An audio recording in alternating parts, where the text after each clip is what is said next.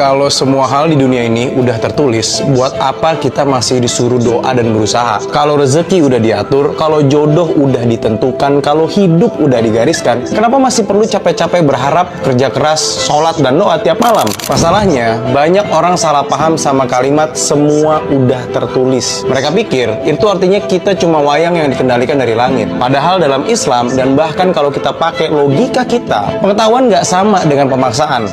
Paham nggak maksud gua? Gini, Allah tuh tahu semuanya, bukan karena dia maksa kita, tapi karena dia itu di luar ruang dan waktu. Dia tahu kita bakal milih apa, tapi pilihan itu tetap kita yang ambil. Nah, justru disitulah kehormatan kita sebagai manusia. Kita dikasih peran di dalam skenarionya. Sholat, doa, usaha, itu bukan buat melawan takdir, tapi buat ngebuka jalan terbaik dari takdir itu sendiri. Sains bahkan bilang hal yang sama. Gue pernah ceritakan di konten sebelumnya tentang neuroscientist bernama Andrew Newberg yang menemukan fakta ketika orang berdoa dengan fokus, bagian otak yang ngatur emosi dan stres jadi tenang, detak jantung turun, tekanan darah stabil, otak jadi lebih jernih buat mikir dan ambil keputusan. Jadi waktu kita ngerasa tenang habis sholat atau berdoa, itu tuh bukan sugesti, itu biokimia yang nyata terjadi di tubuh kita. Tubuh kita memang diciptakan untuk nyambung dengan sesuatu yang lebih besar dari diri kita sendiri. Dan kalau lu mikir doa dan ibadah lainnya itu nggak penting karena toh semuanya udah tertulis, berarti lu lagi salah paham soal tujuan hidup. Allah tuh nggak butuh ibadah kita, nggak butuh sholat dan doa kita, tapi kita yang butuh supaya kita nggak kehilangan arah.